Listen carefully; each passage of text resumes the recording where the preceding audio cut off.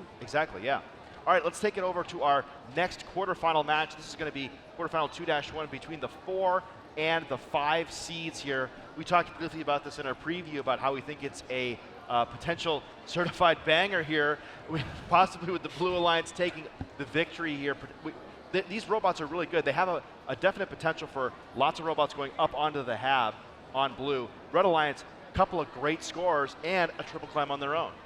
Yeah, the Red Alliance really has the advantage when it comes to scoring above the first level of game objects. They've got 114 who has done tons of rockets by themselves. They've got 3309 who's done tons of rockets by themselves. And the Blue Alliance really doesn't have anything to match that. But they have our #1 defensive pick here.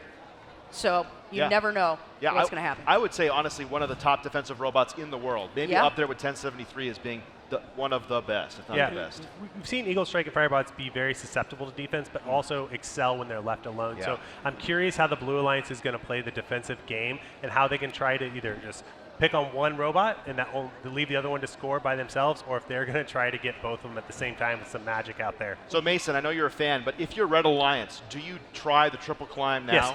Yes? Of course. You do it now, and you do it next time, and you do it every time until you're done playing today. Okay, well, that works for me. You heard it here first. Let's send it down to the field for our second quarterfinal match here at Chezy Champs. Okay, Logan, let's get these teams introduced. Over on red, we have team 114. Eagle Strike.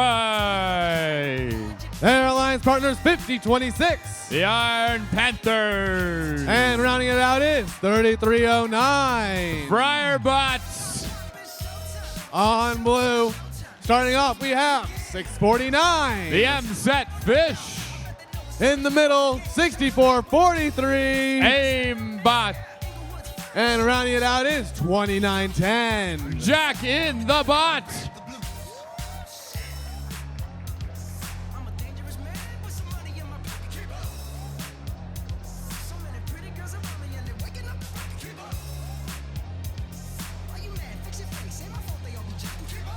All right, Lawrence, well, the game has changed, and I mean that quite literally. In our elimination rounds, there's not nearly so much incentive to fill up those rockets, so we're going to see all sorts of different strategies coming out.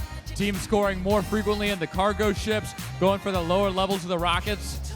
Personally, I'm the most excited to see how this changes defense. A lot of the way through the qualification rounds, a defensive bot could just park in front of a rocket and know that its job was done. But now you got to work a lot harder because the offense robots are equally incentivized to go for the cargo ship. Gonna be a real increase in driver skill for these defensive bots required to shut down their opponents.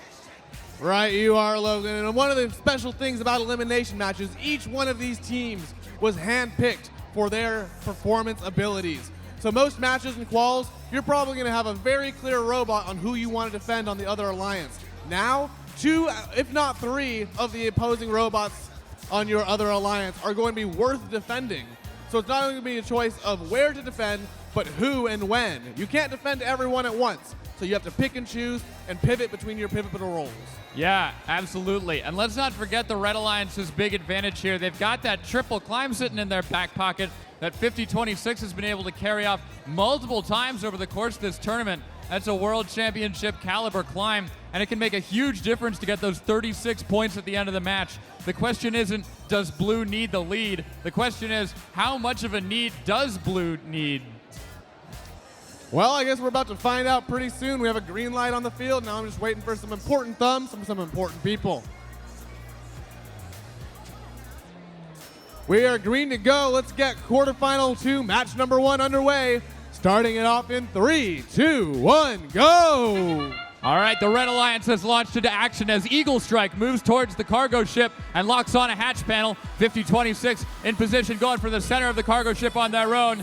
That red cargo ship is all hatched up. 2910 trying to build some coverage. Oh, they lose one piece of cargo out of the central hatch on that cargo ship. Now 2910 and 649 scoring up a storm, and as predicted, 6443, they know who they are. They are on the other side of the field, and they are all up in 3309's grill. Oh my goodness, banging them into the wall. 3309's drivetrain just cannot keep up. This is a pushing match, and 6443 is intent on winning. 5026 trying to pull the same thing on the other side of the field. their attention being split between Jack and the Bot and their partners. But Jack and the Bot just so fast. 50-26 having a hard time getting in their way. Instead, they're trying to focus on the other robot. That's the M-Set Fish. So right now, Blue with a significant lead as some hard slams across the field. 64-43, just absolutely giving it to 3309, who haven't been able to put anything in that rocket yet. 114 scoring relatively undefended though, and they've shown the capacity to fill up an entire rocket by themselves. 3309 with that cargo ball in hand, just trying desperately to get past 64-43. Here's the Blue Alliance, as Jack and the Bot at the Alliance station picking up another hatch. Blue Alliance with a solid 15-point lead. They had it coming out of the sandstorm, and they still have it right now. Red has that climb in their back pocket, though. If they can pull that off, it won't matter if Blue ends the match with the lead on points. Here comes Jack and the Bot darting back to their Alliance station. That robot is so fast. It can absolutely get anywhere. Uh-oh, little entanglement between the M-Set Fish and Jack and the Bot. Need to make sure that you're on the same page as your partners. Here comes the triple climb. 50-26 is going for it. One partner's on. Another partner is on. 114's having a hard time. Oh no, there's a piece of cargo in the way. 11-14 might not be able to get on. 23 seconds left, and that cargo is really harshing the vibe of the Red Alliance. Meanwhile, 29-10 is up. 649 is up. Red is lifting. No, 114 is falling back on its 50-26 trying to get, oh no! Catastrophic failure here at the last second for the Red Alliance. 50-26, oh, pulling it out at the last second. Whoa. Wow. Wow. Dang. Now that is grace under fire. Just the sheer cool-headedness of 50-26 to pull that thing out. Not even knowing if their robot was still working correctly. Alliance partners on their backs. Holy holy smokes. And of course the Blue Alliance, not to be outdone, I think actually outdid them on climbing points with one high, one medium, and one low in the hab. You can see that beautiful, clean blue climb. So the Red Alliance knew they had to go for it, but it all came down to that piece of cargo on the wing for 50-26, blocking 114 from getting up there. I just hope that robot's wings are all right. It looks like we got a score on the big board, and it's a big upset. The Blue Alliance taking it by a score of 95-68. But wow, the only thing anyone's going to be talking about after that match is that triple climb attempt by Red. RSN, that was incredible. Over to you. Hey, yikes, that was quite a match. Lots of stuff going on. Let's go right away to the instant replay and see what we had from that match there. Instant replay here, more bangers. Okay, maybe enough of that graphic, but all right, we're about a minute and a half left in the match here. Guys, tell me what you see. Look, I'm really shocked that on the Blue Alliance, M-Set Fish did not try to put any hatches up high or any balls up high. They keep focusing on the low goals. Well, their partner, Jack and the Bot, can only score low, and they had such an outstanding autonomous mode that there were limited places that Jack and the Bot could score. So by M-Set Fish focusing on those low goals, they really have denied their partner the opportunity to keep on scoring, which is painful whenever M-Set Fish is being D'd so much. But Red is playing super smart right now. They realize that Jack in the Box is almost out of places to score, and so they are defending the only hatch panel robot on the Blue Alliance. So really good defense from the Red Alliance. Unfortunately, they had some miscues on offense. Yeah, also great defense here by 64-43 the whole time. And here we see the lineup. We saw it earlier.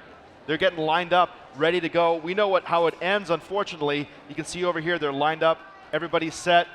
Let's elevate. And while we're here, I'm going to pause real quick. Over on Blue side, you see that Blue going for the single climb. We thought for sure they were going to do a double climb, right?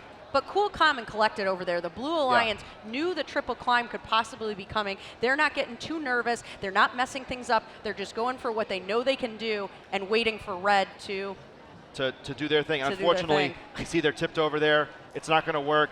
They have to give it a shot, and Firebots go for a little bit of a spill, but hey. But the Iron Panthers, to be able to come back after tipping and dumping a robot, they can straighten back up, not giving up, pushing through and getting back up on there. That's the kind of determination that alliances need to come back in their second matchup, get a win, and then come back and get a second win in the third match. Yeah, exactly. This match could have been a lot closer, especially if that triple climb had gone off. So I'm excited to see the rematch here and possibly a match number 3. Me too. All right, next up,